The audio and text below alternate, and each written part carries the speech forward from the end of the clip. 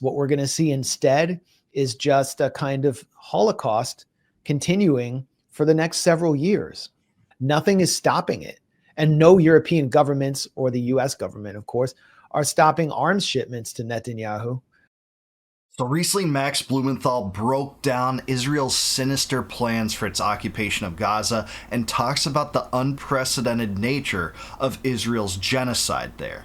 What this means for the United States, will public sentiments change, and what would it take to stop the violence and starvation there? Let's get his take on this. Please like the video and subscribe to the channel. There's great concern within the Israeli opposition about the position Israel's in on the national stage, and that it's losing support within Western governments outside of the Trump administration, and that Trump might even lose patience. But that's not going to stop Netanyahu. The Israeli chief of staff, Eyal Zamir, of the Israeli military, had voiced opposition himself, but he's going full steam ahead. And the reservists, there's a call up of like 60,000 men. And I see nothing that will stop this catastrophic occupation of Gaza City, which is hell on civilians there. Absolute hell. Most of them have experienced so much hell that they're not even willing to leave. And they've simply set up tents on the beaches to the west of Gaza City and are staying put within their city. And what's happening is every night the Israeli military is driving in remote controlled bombs set on trucks and military surplus vehicles that are kind of wrecked and blowing up every possible building, residential building they can inside Gaza. They're trying to reduce the whole city to rubble so that no one can possibly come back, and that there's nowhere for the forces of the Al-Qassam brigades, the armed wing of Hamas, to fight in. And the crimes just on a nightly basis are outrageous, and they're killing about 100 to 150 people a day. The carnage continues to show up in our social media. Yesterday, I saw video of a fetus that had been killed after the mother was killed. And I've just seen images so shocking that I've never seen before, but nothing is stopping it.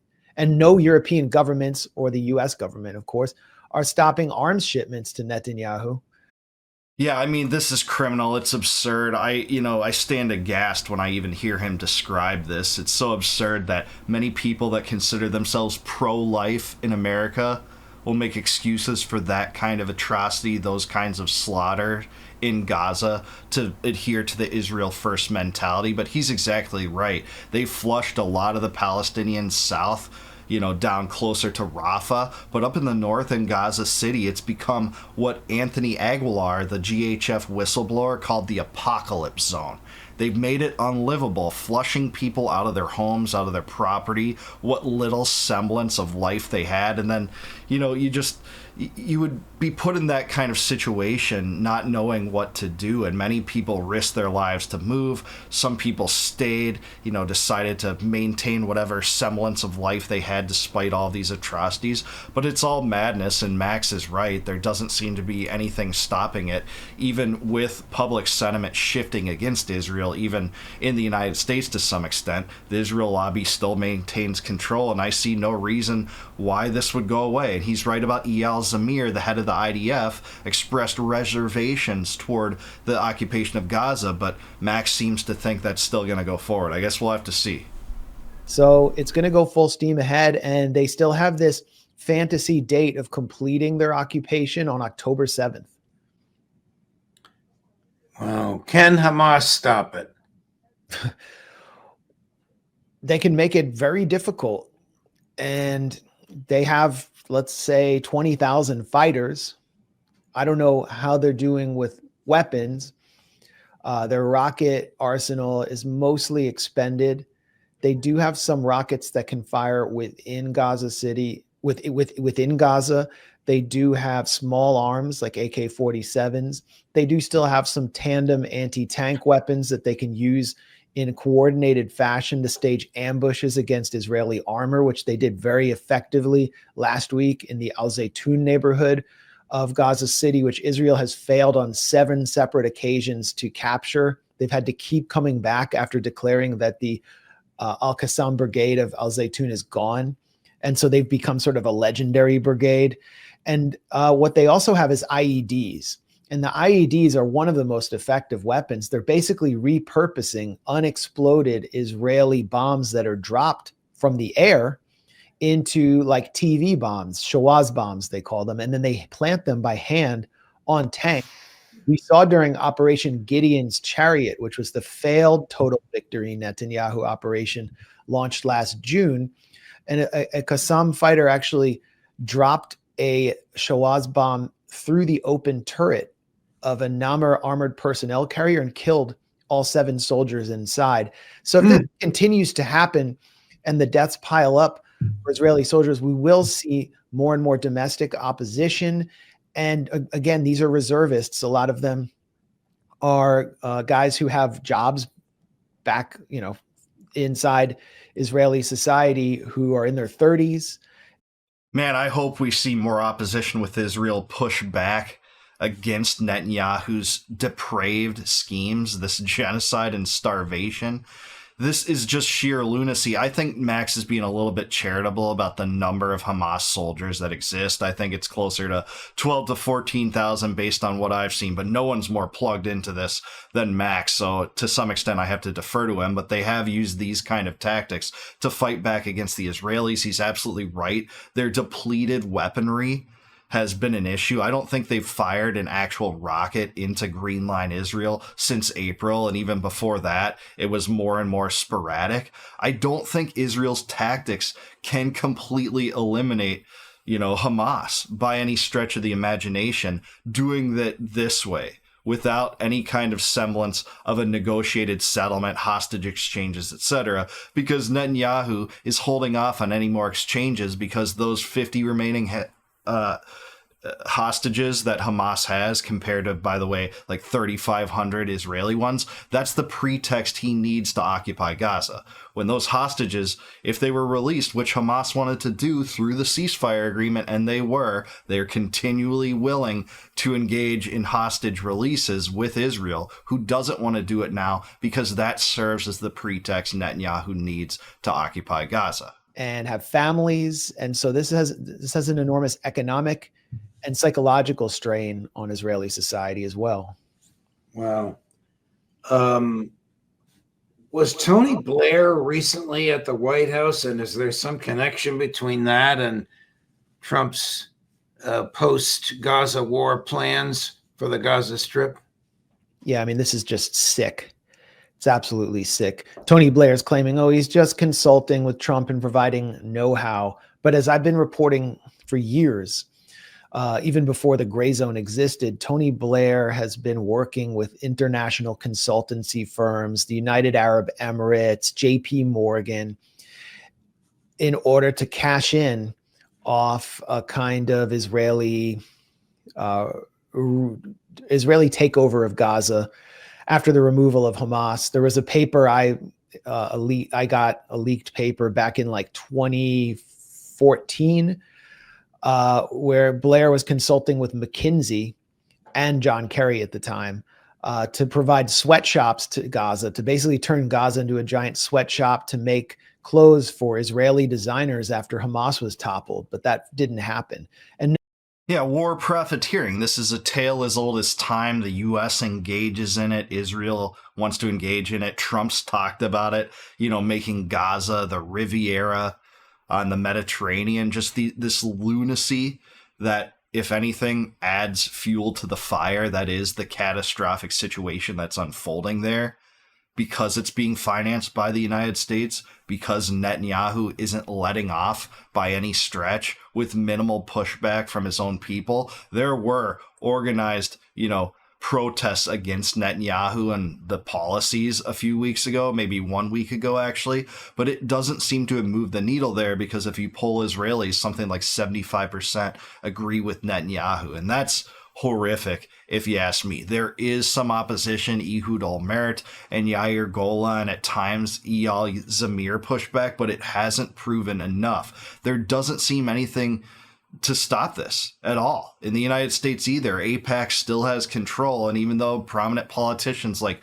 Marjorie Taylor Greene and, Ro Khanna and Thomas Massie have tried to push back against it, Trump is owned by the Israel lobby. Congress is owned by the Israel lobby. There's no better way to say it than that. Now they've involved the Boston Consulting Group, and they put together this plan for what amounts to Trump's Gaza Riviera. And every time Trump floats his fantasy of a Gaza Riviera, which is basically an ethnically cleansed, totalitarian ruled Gaza without any resistance inside, Trump gives the green light to Netanyahu to continue carrying out ethnic cleansing, which he frames as voluntary migration.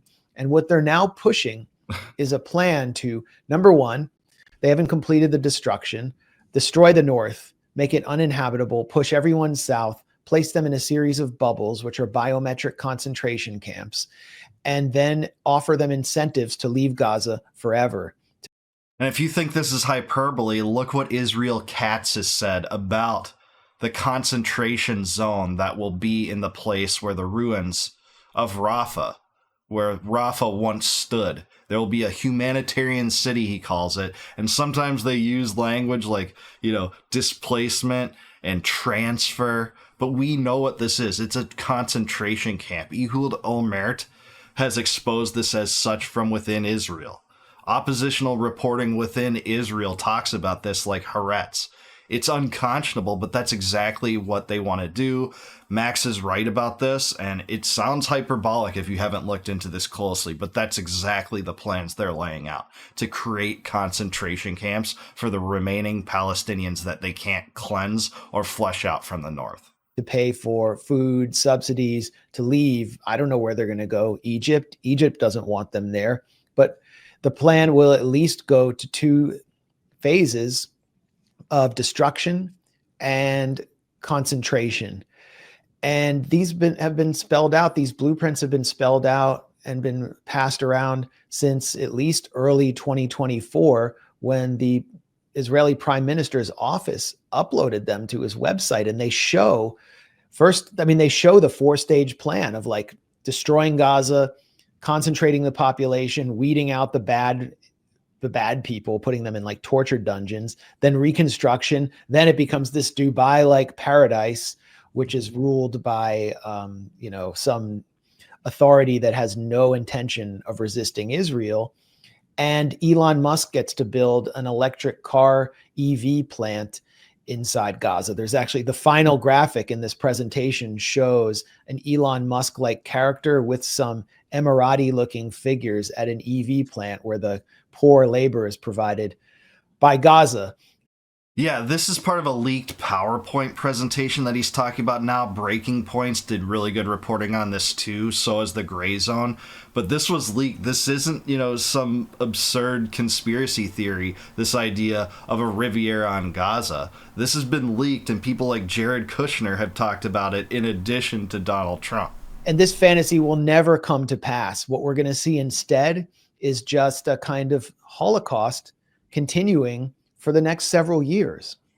And Tony Blair is deeply involved in this. I mean, he is an international criminal who is still out there preying on some of the most oppressed, vulnerable people in the world to make a profit. So what? As if being a war criminal alongside George W. Bush in the war on terror wasn't enough, this is what he wants now. That man's life should have been ruined for the amount of people he killed. 1 million people died in Iraq. And I'm not letting Bush off the hook, of course. You guys know me. The neocons are at fault for that war. So is the Israel lobby, who wanted Saddam removed too. Benjamin Netanyahu was open about that in 2002 when testifying to Congress, saying it would have massive positive reverberations if we did that. Well, Tony Blair stood alongside George Bush, supporting that policy and supporting that invasion at every step. He's a vile human being. What is he doing? Selling arms? Or purporting to sell real estate?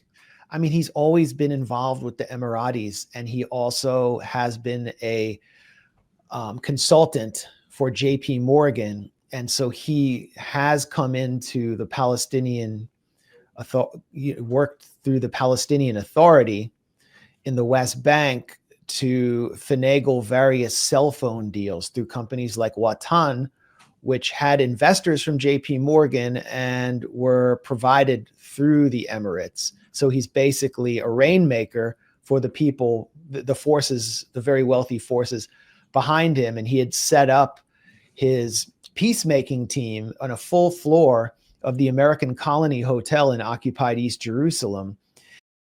Peacemaking team, always in quotes when you're talking about these vile Zionists and neocons that dictate our foreign policy. Where he was pretending to be making peace and trying to work out negotiations, but ultimately he was folding the entire process into a money-making operation for himself and those behind him. And so I assume he sees the same opportunities in Gaza. And who else was involved in these meetings? Donald Trump's son-in-law, Jared Kushner, right, who has investments in companies that want to build real estate in Gaza, seaside real estate. And Jared Kushner has been very open about his intention to do that. Right, right. Basically, the world's one of the world's biggest slumlords. Certainly so, one of the world's biggest slumlords, and he takes after his father-in-law in that when he talks about a Riviera on the Mediterranean. You know, the only way I think you can alienate the people of the Middle East against each other more than there are is to float the idea that the U.S. is just going to take it all over. Israel isn't enough, but add another layer of governance to this, the American government or American entrepreneurial pursuits, and that tarnishes the word entrepreneurialism because this would just be conquest, right? This would just be war for war's sake and profiteering for profiteering's sake, no matter how many people you kill, not as the basis of, you know, a contractual agreement among consenting parties. That idea was done away with in 1947 when the UN created Israel in the first place as a grand land redistribution project from the Palestinians that lived there to the Israelis, and then the Nakba happened. You know, it was just so criminal and vile back by the United States and Britain. But now we're introducing all these absurdities when Israel's prepared to occupy Gaza. No pushback from the establishment right on this. No pushback from the establishment left on this in the United States. It's only dissidents that are pushing back in any way on this.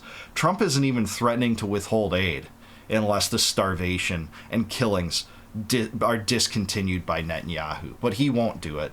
He's owned by the Israel lobby. Miriam Adelson has her claws into him. She gave him $100 million. AIPAC boasts about having 361 congressmen in their pocket voting in accordance with the Israel First doctrine always.